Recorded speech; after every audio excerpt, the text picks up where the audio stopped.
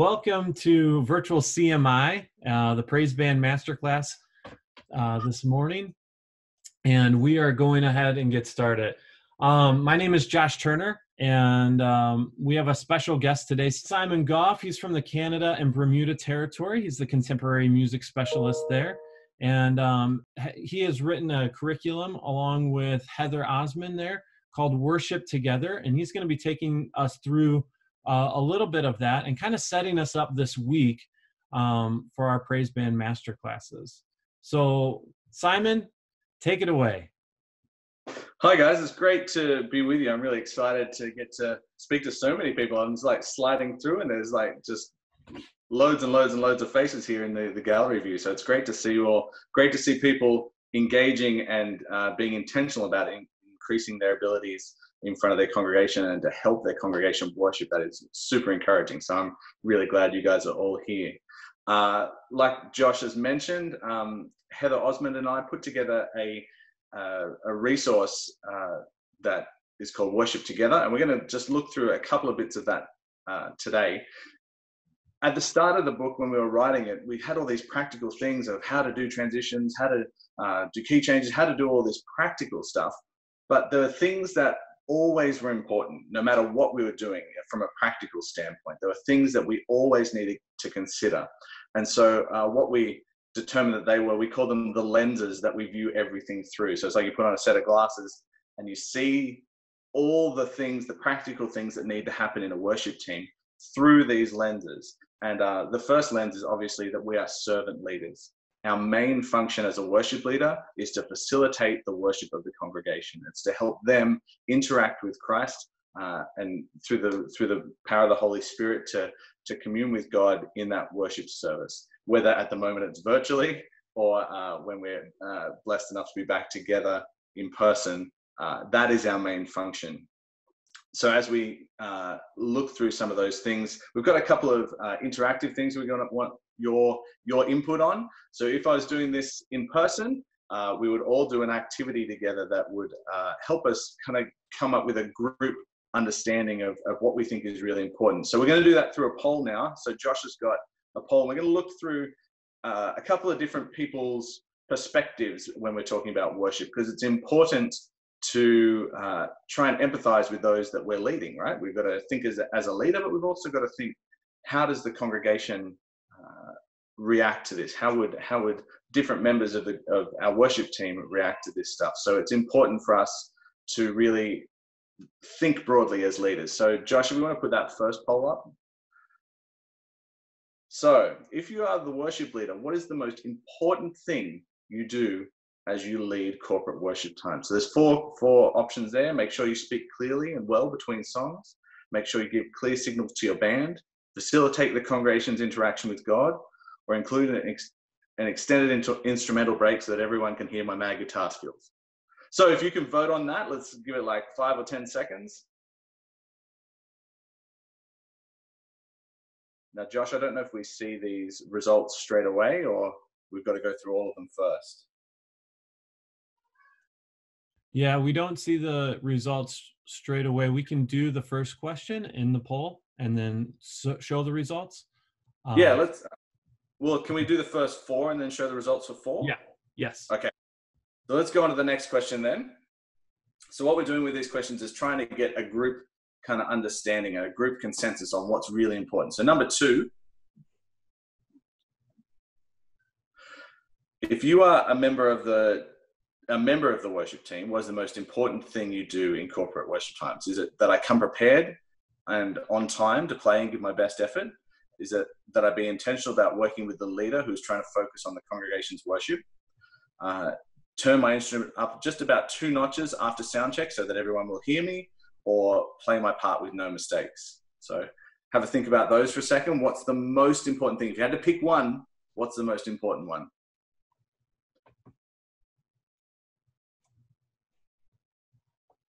Okay, here's the third one.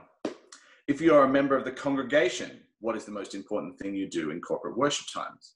Being able to hear the leaders without the band being too loud. Judging the efforts of the worship team while they play so I can tell the worship leader what I think as soon as the service is over. having the words on the screen at the right time so I can engage with the song, or having a time where I can connect with God with my church family? What's the most important thing for the congregation member? And then number 4, if you're a member of the tech team, what is the most important thing you do in corporate worship times? Make sure that you have an effective sound check to reduce issues during the church service. Excuse me. Use as many different effects and types of media so that everyone knows how tech savvy I am. Concentrate on the worship leader's instruction and leading so that I can make changes and enable the congregation to worship without distraction. Or make sure all the mics and cables are in good working order so that there's not a technical issue. So question 1 with 89% of the vote. If you're the worship leader, the most important thing you do is facilitate the congregation's interaction with God. Number 2, if you're a member of the worship team, with 53%, there's two that are important here. Be intentional about working with the worship leader who's trying to focus on the congregation's worship. And then also at 42%, so only a little bit behind, was come prepared and on time to play and give my best effort. Number 3, overwhelmingly at 89%, if you're a member of the congregation, the most important thing is having a time where I can connect with God with my church family. And number 4, again, pretty overwhelmingly, if you're a member of the tech team, the most important thing is concentrating on the worship leader's instruction and leading so that I can make changes and enable the congregation to worship without distraction. So those polls show us that it's about the congregation's worship. And I just said that at the start, but I think we can see that having the congregation have that time of corporate worship is the most important thing on a Sunday morning service. Whenever you have your service, that's the most important thing that we do. So it's good for us to, again, have perspective, listen to, think about the concerns of other people, but then also for all of us to know where we are in this conversation as we have it, know that we're all on the same page with our expectations and why we do what we do. So the first thing we're going to talk about now, I guess, is one of those lenses that help us make decisions for all the practical things that we need to do. So later on, when we're talking arrangements and rehearsal techniques and things like that through the week, this is one of the lenses that we look through that will help us make our decisions as we go forward. So there's one more poll at the start of this one.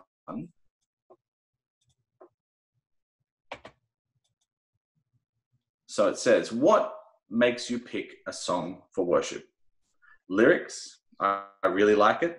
Melody, the congregation connect with it in worship. It fits the theme of the service. I think it's a good one for the congregation to learn. So if you can vote on that really quickly, what makes you pick a song for worship?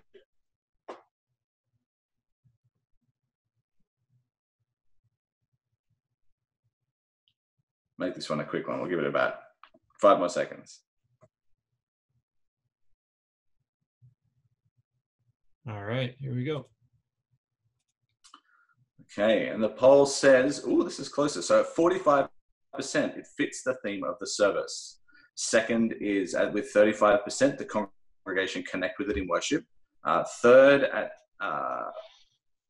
15% is the lyrics.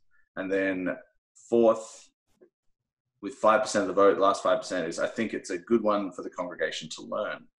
Truthfully, all those things are good tools in a worship leader's arsenal when we're picking songs. There's not one thing that makes a song worth picking. There might be in a certain circumstance, but it's not always cut and dry. There's not always a clear answer as to why. Definitely having our congregation connect with the songs helps them connect with God. But as we're going to talk about in a little bit with traditional and contemporary, there's other reasons why we pick songs, and there's a thought process and a planning that we probably need to go through as we choose our songs for Sunday morning worship. But first, before we talk about new songs and old songs, we want to talk a little bit about style versus preference. Now, this is a point of contention in the church, and it has been for hundreds and hundreds of years, the style of worship, the style of the worship leader versus the preference of the congregation, the style of the congregation versus the preference of the worship leader. It's all very difficult and gray area to navigate through. So as we talk style versus preference, we've got to think again through those lenses. What's the most important thing? The congregation connecting to God in worship. So that helps us answer our style versus preference question. If we're servant leaders and the congregation's worship is most important, then our preference as a worship leader probably becomes secondary to the congregation's preferences and the style that they might like to worship in. That doesn't mean we can take them on a journey and change a style of a congregational worship or add things into the style that they worship through. But we need to make sure we're giving our congregations an opportunity to worship effectively and to spend time with God in that corporate setting. So that is, with those being the most important things, that helps us answer this style versus preference question. There was a phrase called the worship wars that kind of came around in the early 2000s and things like that, when lots of mega churches were popping up, doing worship, doing church very differently. And you had people leaving smaller, older congregations that they'd grown up with in droves and heading to a different expression of worship. And that was a point of contention in the church because of how people wanted to worship. And as we change in time, we change in the way we worship as well. Psalm 96 tells us to sing to the Lord a new song. That new song comes from that new experience of God all the time in our lives. If we're static and we're told to grow in our faith and work it out through wrestling and all those sorts of things, that we don't want to just be fed like we were as a child. We want to grow into new faith, and our worship is an expression of that faith and that understanding that we have a new perspective of God. And that new song that we're implored to sing through the Psalms is a new experience of God in our lives. So facilitating that in a style versus preference way can be challenging. The revival of the hymnody in church worship is a sign that there's strength and there's power and there's weight in the words of faith that has come before us. We're joining in and we're part of praise. And I'm kind of jumping forward to the traditional versus contemporary a little bit here, but I think that as we join in that praise, there's a connectivity to the saints who've lined the way and who've helped us understand our faith, those people who we've seen as Christian mentors and things like that. As we grow, then we can understand more because of those people helping us along the way. So we've got to be very careful in a style versus preference discussion that as we work through what songs we choose for a worship service, we know that there's important things in our worship services. Now, in the Salvation Army, we don't have the traditions and the things that other congregations or other denominations go through every week. We don't do the same thing every week as far as a Eucharist or things like that are set out that we have to do as part of church. But there's familiar things to us. There's things that we understand, that we know, that we love because they have importance to us in our interaction with God, and they're significant as a vehicle for helping us to interact with God. So as we lead, how does this play out? When I'm on the middle of the week and I'm planning my worship service for Sunday, I'm talking to my core officer, what drives my decisions? So I really like song X. I think this is a great song. I've really been enjoying it. I love it. But I know that my congregation, it would be a bit out of their comfort zone. How do I marry those two things? Because as the worship leader, I'm passionate about this. I'm spending time. I'm trying to look for things that are going to inspire my congregation to worship. But there's a sense of I have to let them worship as they are. At where they're at right now, I have to facilitate their worship. So marrying those two together is a challenge, and it's something that we need to take seriously and take time and effort and make sure that we put our best foot forward whenever we're leading our congregation. I think too often worship leaders have let the Holy Spirit leading and guiding our time be a bit of a scapegoat for poor preparation. Absolutely, we need to be open and cognizant of the Holy Spirit's leading as we lead worship, but our preparation and the things that we do before we get to Sunday are really, really important. And if you look at the worship resource tool that we put together, there's 3 whole sections of the book before we get to the last section, which is Sunday morning worship. So there is so much that goes into our planning, our prayer, our contemplation of what is going to help our congregation worship this morning. And again, that style versus preference discussion is one that has to be had every time we get up in front of a congregation.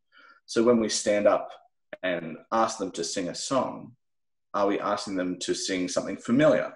Are we asking them to sing something new and to express that new song? And how do we lead them there? How do we help them get there? Because when we get up to lead on Sunday morning or whenever it is, we've already journeyed with a song for a while. We've already journeyed with the heart and the message of that song.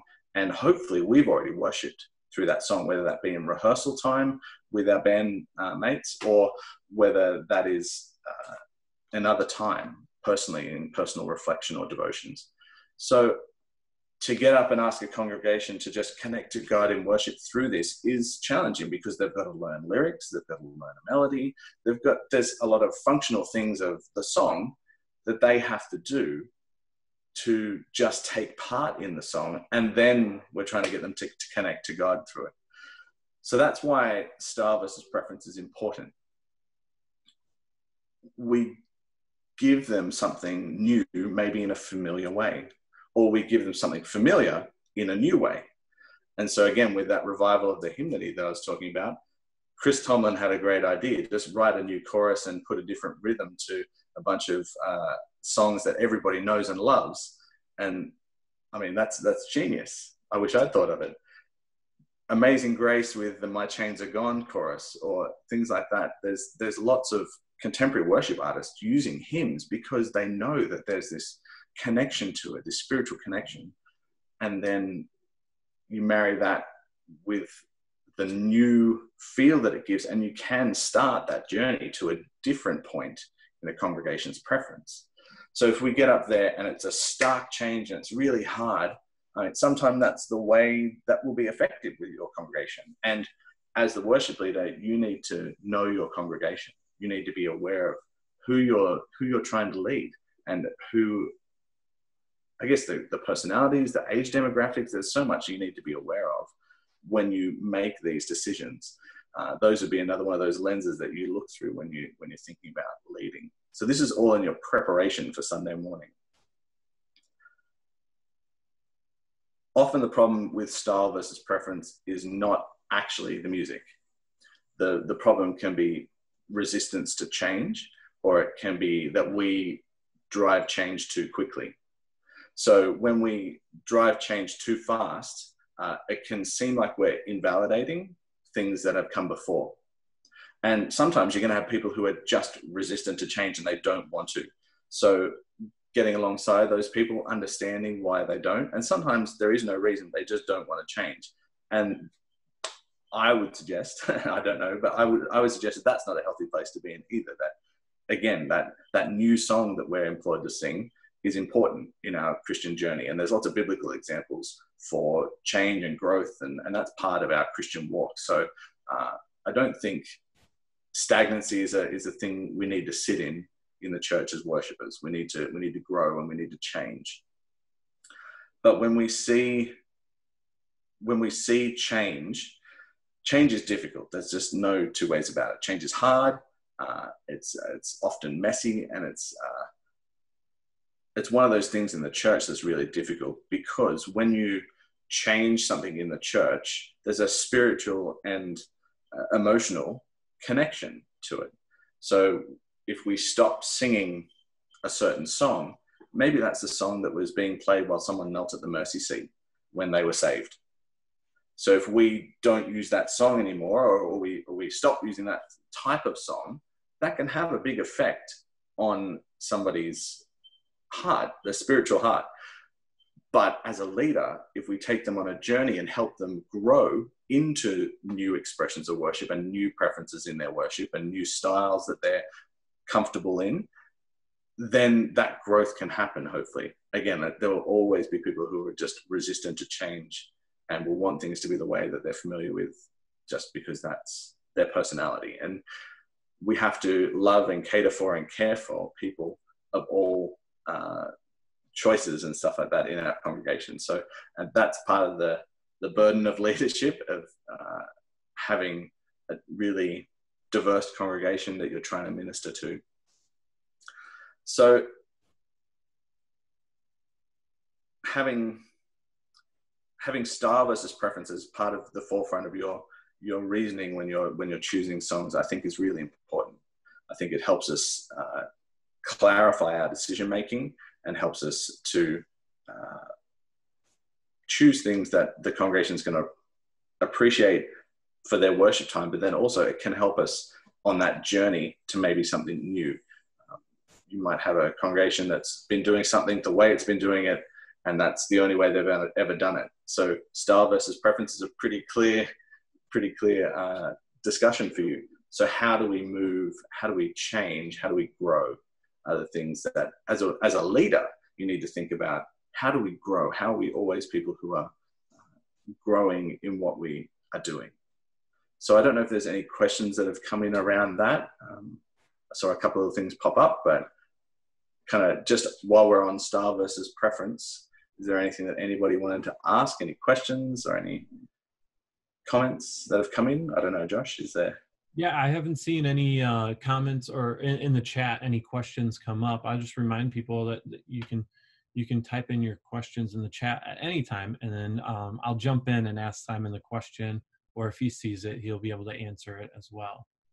So if you have any questions, now is a good time to go ahead and start plugging them into the chat for us. So while we're doing that, maybe we can also get the second poll question up. Oh, the last poll question. Mm-hmm.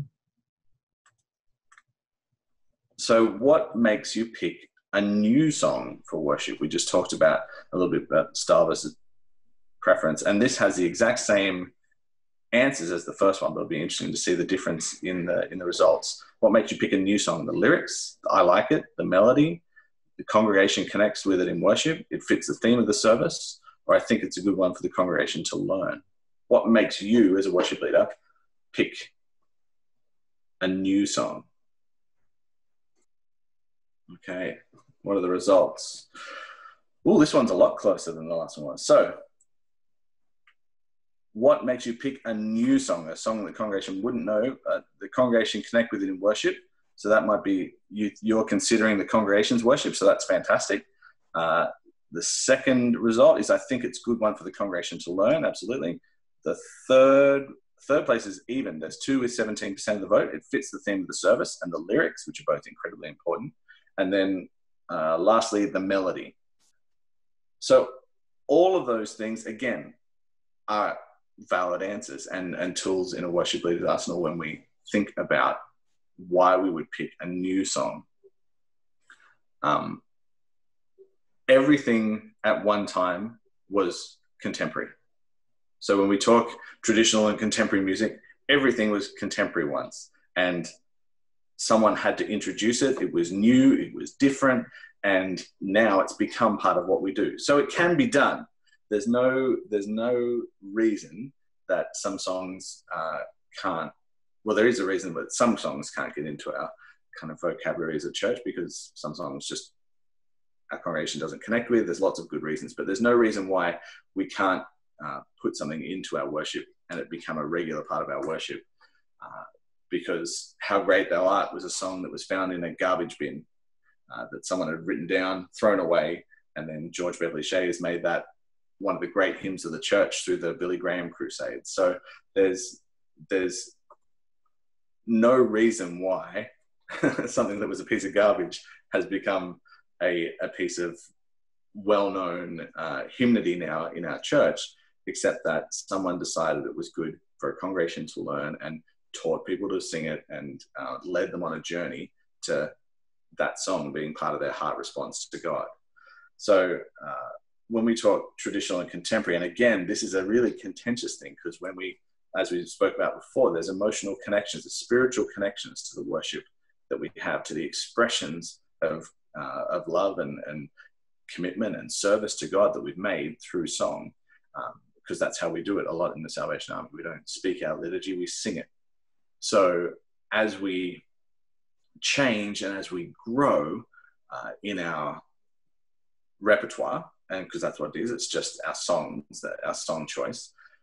As we change and we grow in that, we need to consider our congregation in that. And that, again, that revival of the hymnody in a modern way is a great way to transition our congregations into new sounds, new chord progressions, you know how if you've grown up in the Salvation Army and you do a Salvation Army song, you can kind of smell the melody coming, you know where it's going to go, because you know the type of chords that Salvation Army writers have used for a long time, and you can kind of sense where all that's going. That's a comfort level. That's a familiarity with a set of worship songs that has helped a congregation grow and express their love and their commitment and their service to God. So helping congregations' ears get used to different chord progressions. And I mean, we use 1, 4, 5 minus 6. It's not like we're putting anything too complex in there for them to learn, but melodies now are very different from melodies 30, 50 years ago. So we've got to help our congregations. And I think, using those hymns, and so there's some great hymns. Paul Beloche has done How Great Thou Art in a really kind of upbeat, kind of driven acoustic-y fashion, and just put in a little line that just repeats that How Great Thou Art at the end. And it feels totally different to the Oh Lord My God, with someone, they're playing every a chord, every beat of the bar on the piano. Feels totally different, but it's the same thing, and it's familiar, and will help with that transition as we go into new things. I'm seeing some questions pop up, but they're going really quick, Josh, so I don't know if I can keep up with this. Is there any that are coming in that you think are worth putting in now? I think it's good to kind of, when we're talking about selecting new songs, Ron is asking, how important is it to look at it in terms of our doctrine? Absolutely. And that's something that I was going to get to with our tradition and contemporary. We come from a particular Wesleyan tradition in our faith. And so what we sing needs to be married with that we need to make sure that the words of our faith are the words of our faith, that they're encouraging our congregations to worship in the way that our doctrines say that our faith is expressed and understood in our denomination. So I think that's a really important thing that we need to make sure as a qualifier for any lyric, because as we provide a song to the congregation to sing, we're putting words in people's mouths, quite literally. We're putting the words of praise on the lips of our congregation. So it's very important to make sure that anything new is qualified, and even anything old. There's questions about certain songs that I think we use in the Salvation Army that are a little bit of a Calvinist theology bent to them in some kind of slight ways and things like that. So I've heard different questioning about different songs, and some of them are songs that we use regularly in the Salvation Army and the church at large. So there's definitely and understanding the differences there. So as a worship leader, understanding our doctrine and understanding our particular corner of the Christian faith is very important. And so we need to be aware of that. And that's part of the burden of leadership, again, to understand what we're asking people to follow and to make sure that we're right with that in our faith and in our hearts. And because we can't lead anybody where we haven't gone ourselves.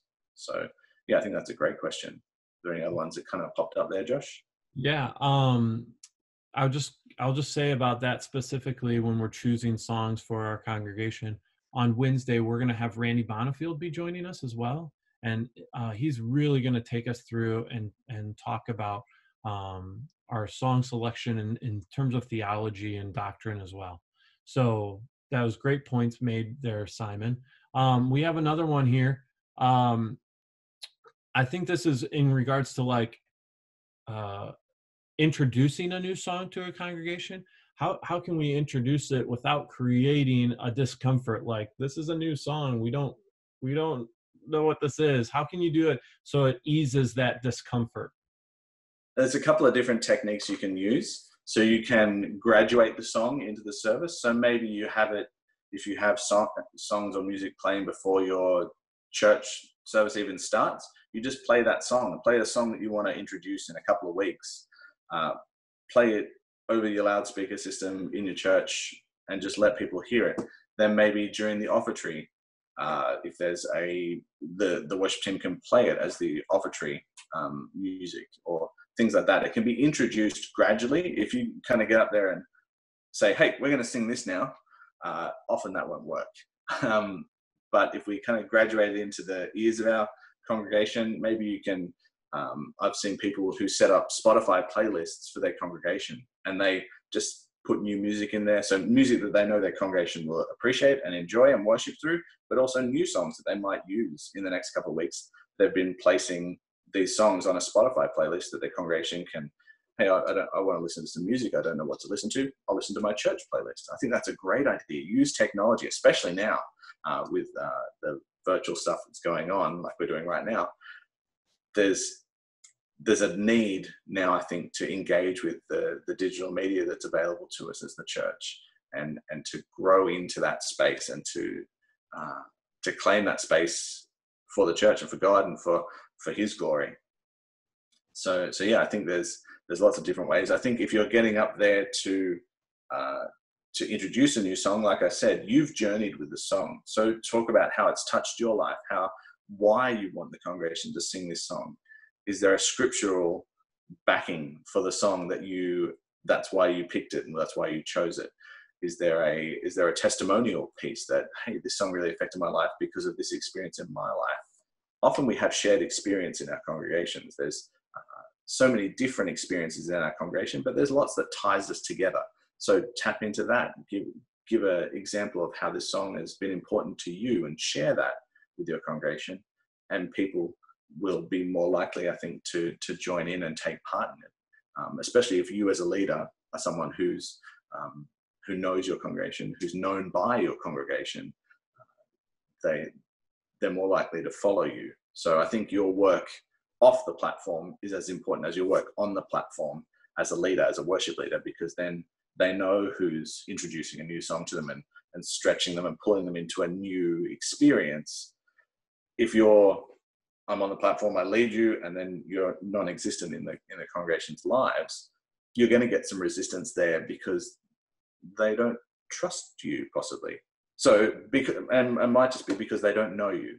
So you need to be off the platform with your congregation, engaging with them just as you, not as a worship leader, but just as the person that you are.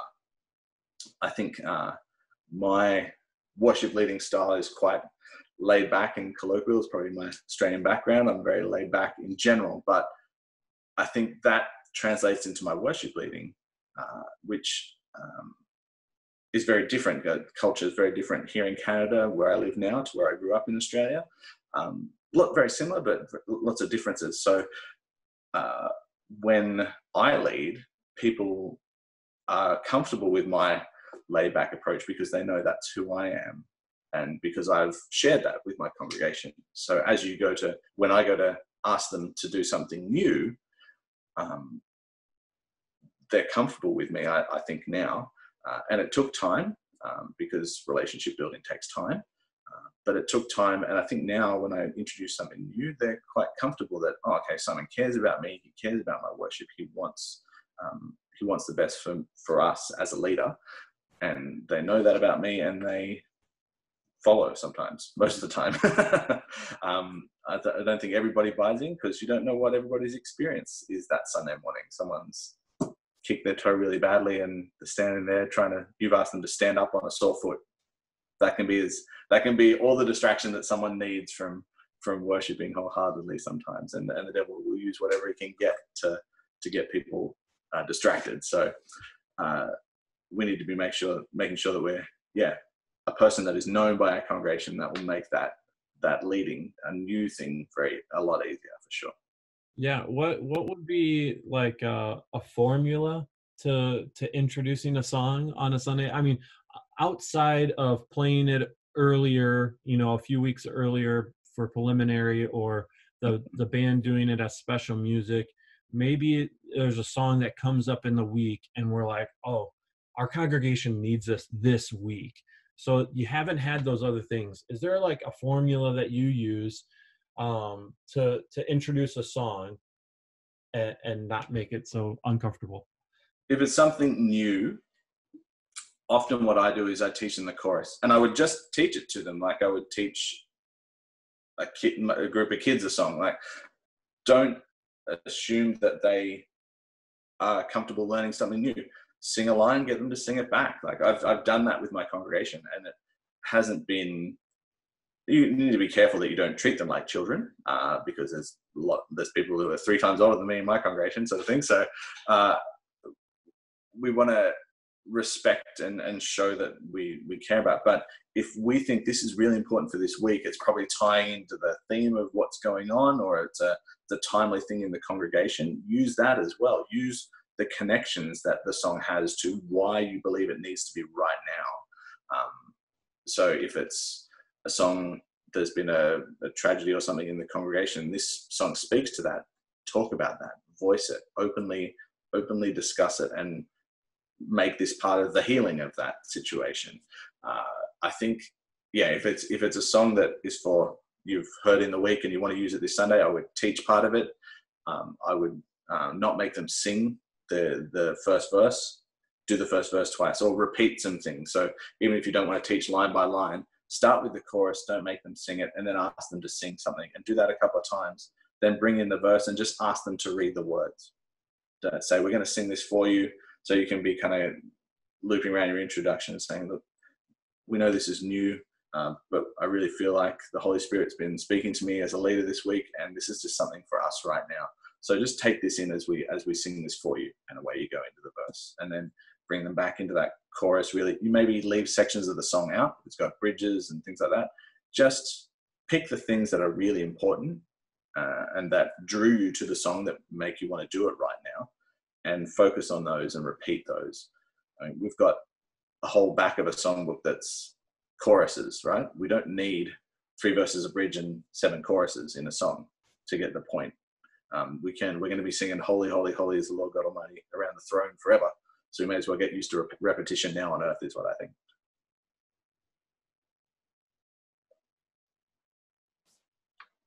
Great.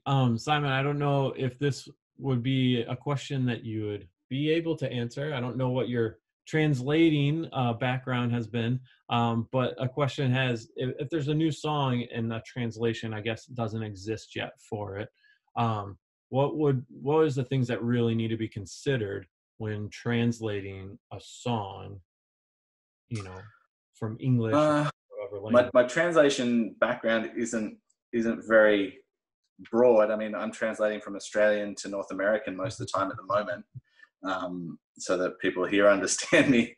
I think, when you're translating, there's literal ways that the words line up from one language to another, but there's a heart and a message that needs to be considered.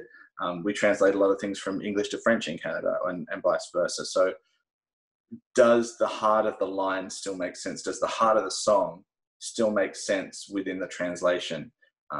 Is the most important thing. I think that's the really vital part of translating, in my very limited experience with it. That's good, yeah. I've gone through a project recently where we were doing some translation, and yes, we want to stay away from a literal translation, because that sometimes isn't singable, right? So to capture the essence of the song, the heart of the song, the meaning of it, but yet still make it singable in your language that could fit with the melody as best as possible. So that's really good. A couple more questions have come up here. Sometimes the congregation does not accept that a hymn has been reharmonized. The hymn of the Salvation Army has been reharmonized, or maybe changed a little bit, like you talked about Paul Blosch's "How Great Thou Art," and they know how they've sung it year after year after year like this, and then you introduce it in a new way, and it's not like that, and they have a hard time accepting it. How can you help them accept it, I guess, and sing it with this new version? Yeah, and that's part of that difficulty that we talked about within people's experience and changing things that they have a significant spiritual experience with as they worship. So it is still a tricky road, even in as we do those soft changes from a reharmonization or a different set of chords behind a song. So it is still difficult. I'm not saying that there's an easy road in any of this. It's all I think a big part of it is relationships. So if they know you and they know that you care about them and you're interested in their worship and that's important to you, then you're more likely to get a friendly response to some of those things. You're not always going to. Nothing in any of this is 100% because we're working with a diverse group of people. So you're going to get different reactions and responses to everything that happens here. But I think that's really hard because there's the old saying, you can lead a horse to water, but you can't make it drink. Sometimes that's where people are at. And so that's part of the responsibility of you as the leader and the core officers and stuff like that to help a congregation grow and develop in their faith and change. And I think people, they're not doing it intentionally a bunch of the time. They've got blinkers on of what is important to them.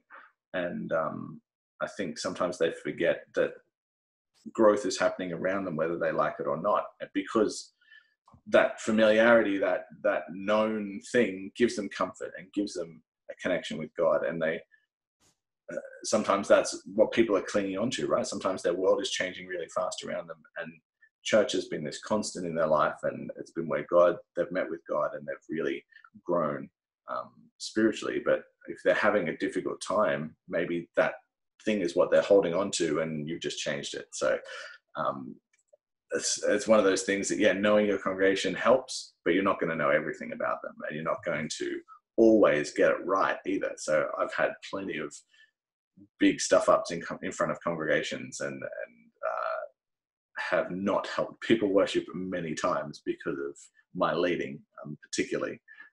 It's been nothing to do with the songs. It's either how I've introduced or things, but other times it's just been others' willingness to enter into worship, and we can't always control that.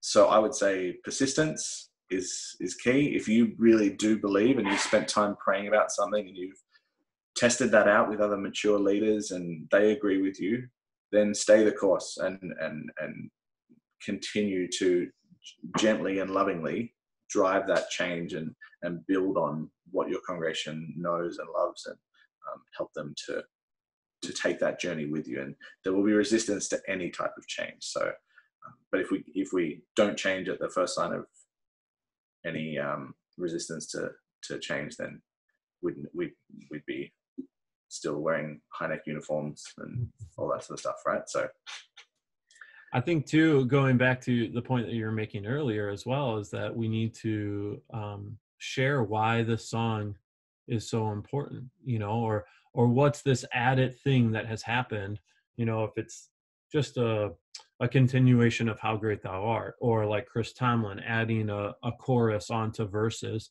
Why are these new set of words important to us in introducing that to the congregation?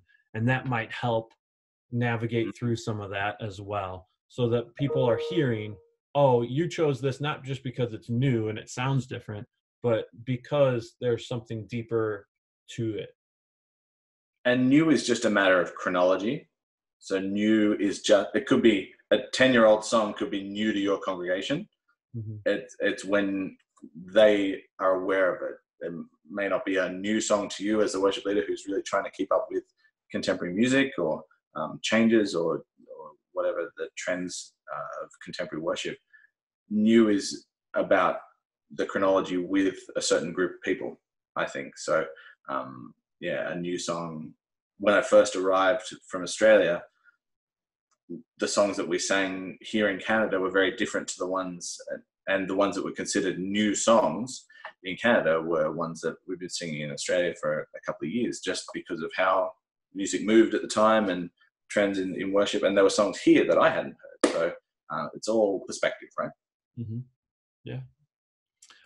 Eric Himes is asking if you could pick one area for SA worship bands to grow across the board, what would you hope we learn? One area. I think that servant leader thing.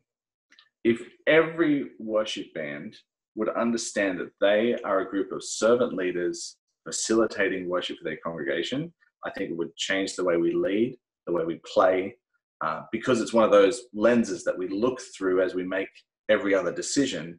I think if that servant heart was there, and I'm not saying it's not there, don't get me wrong, there's a lot of people who are beautiful servant leaders in worship bands across the Army world.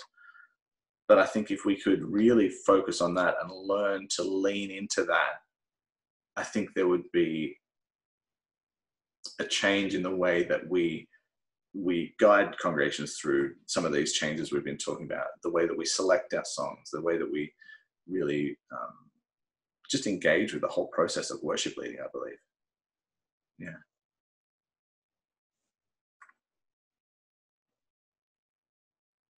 Oh, you're muted there, Josh. Sorry. We have about 7 minutes left. Time has flown by. What I'm going to do, there's maybe a couple more people that have asked some questions here, but we're going to just go ahead and open up. You can open up your chat, your microphone, and ask any question to Simon that you might have and what he's presented today. And we're just going to kind of open this up as a time. After you've asked your question, if you can mute and allow Simon to respond, that would be great. So if you have a question for Simon, now's your opportunity to open up that mic and have some interaction with him. Hey, Simon. Hi. Hello, Mukoko. My question is, acknowledging the age ranges in our churches, how do we fit something to not mislead the moment for both classes? I mean, the old guys and younger generation. Thank you. Yeah, that's a real challenge, but I think it's one of the blessings of our church that I think we've done kids a disservice by taking them out of corporate worship times and going to kids' church. I think learning to worship from seeing our parents, our grandparents, those significant Christian mentors in our lives is really important to our kids. Kids will work up. My kids love worship songs that I lead. They love songs, but we need to teach children about our songs differently to how we teach adults about it. So I think having those, if your songs are filled with lyrics that are about our faith, that teach us how to grow as Christians, I think that's great for children and for young and old. I don't think there's anybody who won't benefit from that. I think we've divided it a little bit too much recently in an effort to help parents concentrate and give them some time without their kids. We've taken the kids out of the equation, and I think that might be to our kids' detriment along the line. So I really believe that kids can be in our worship services and engage in their own way. I think, yes, we do need to kind of encourage them differently, and that need to be done separately to, like, in a Sunday school kind of time. Okay, what was that song talking about, and how do we I guess interact with that song differs, but using the same songs in a different kid-friendly way in Sunday school might help them worship. And then I think also using some of those songs that are more simple that kids would really connect with your older congregation, there's nothing wrong with that either. That repetition, that foundations of faith kind of songs that we sing with kids is good for us as adults to engage with, and to not just be the bigger, broader, more theologically deep songs, but some of those things that are just about our faith and we can relate to everyday life are important songs to sing. So a big part of me doesn't think we need to separate too much, but it is, a balancing act of not treating the adults like kids and not leaving the kids behind is a fine line. But I think we do want to encourage our church families to worship as a family, and that means telling the adults, hey, we're worshiping with the kids, like encouraging parents to teach their kids about songs and stuff like that. Does that make sense? Has that answered your question? Yes. Great. We're going to have our last question here come up on the chat. It's from Alejandro. He says, my congregation is very closed to change. How can I work it? How can I help them with that change?